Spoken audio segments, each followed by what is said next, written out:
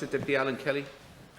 Cathaoirleach, Tánaiste, my party has a proud history of creating social change in this country.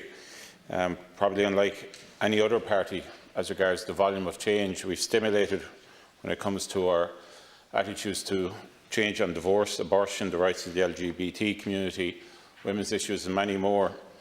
And we are now, as a party, pursuing a campaign to ensure that every child born in this country has a pathway towards citizenship.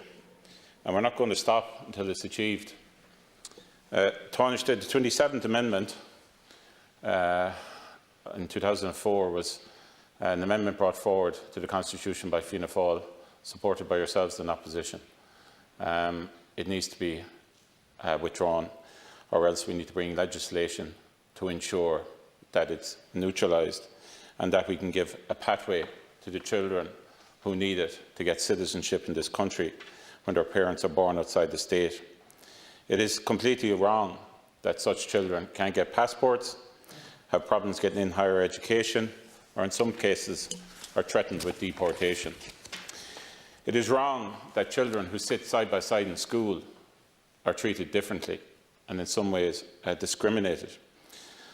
I think we're all delighted, or the majority of us anyway in this House are delighted that there's change coming in the United States. And the new US President, President Biden, has said that he wants to support the children of illegal immigrants. They call them dreamers in the United States. Well, Tánaiste, we have our own dreamers here.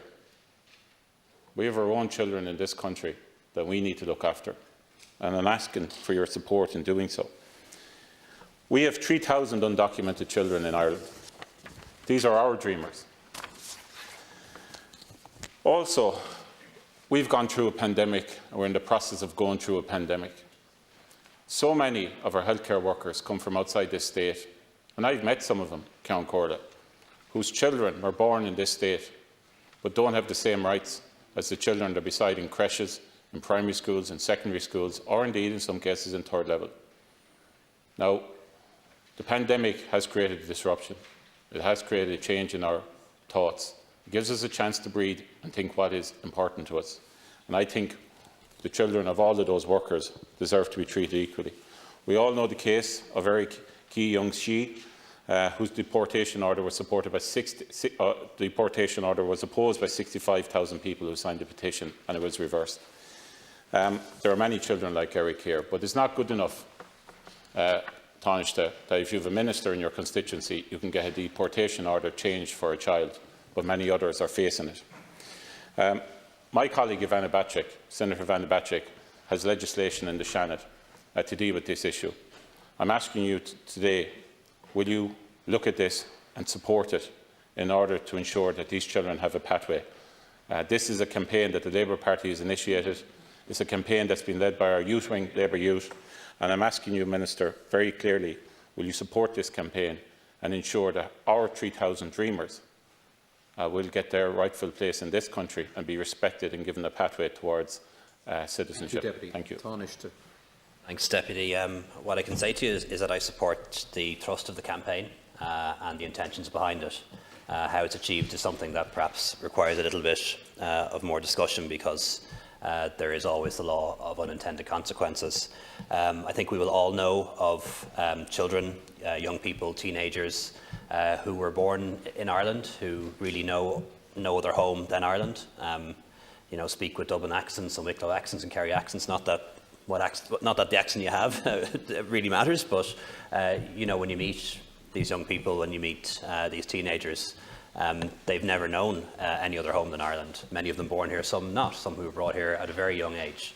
And to me, it would be wrong to deport them to a country where they never called home and expect them to somehow start off their life there. And that's why I think we do need a change in this area to provide a better legal mechanism by which dreamers, as you described them, young people born in Ireland who are not citizens of Ireland, who have known no other home than Ireland, who were schooled here, can get a pathway to regularisation and then citizenship thereafter. They're slightly different things. I think reversing the 27th Amendment is a different issue. That, unusually for a European country, allowed anyone born in the state to be automatically an Irish citizen. And that can be open to abuse, unfortunately. That's the truth of it.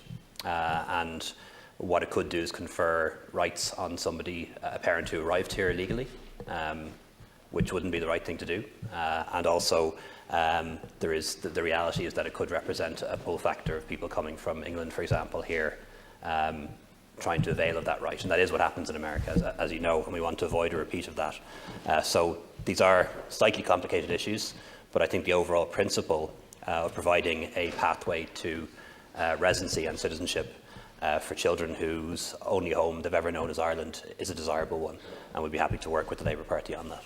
Thank you, Tánaiste. Deputy Kelly. Thank you, Tánaiste. This is a very important issue for us. Last December, we lost the chairperson of our youth wing, Cormac O'Brien, an amazing young man, somebody who had a huge impact on all of us in the Labour Party and wider afield, given his multi-talents.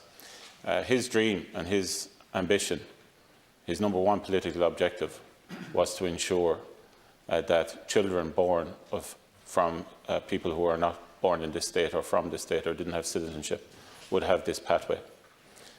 We all know the way our country has not dealt with direct provision. We all know there are children in direct provision whose home is Ireland. We all know that as the longer this goes on, Tánaiste, the more cases we are going to have. So this is the right time. And now also, given what we've experienced through COVID and had time to breathe and analyse, now is the time we should deal with this issue. So I'm asking you, given what you have said, given your very welcome comments in relation to working with the Labour Party, the fact that we have this legislation before the Seanad, I would ask you to look at it and support it through the Seanad mechanism, through Ivana Bacik, Senator Ivana Bacik, who obviously is very well versed in this area. And in doing so, we would really, really welcome that, so we could bring it forward here to the Dáil, and I'm sure my colleagues here in the Dáil would support same as well. Thank you very much, Deputy.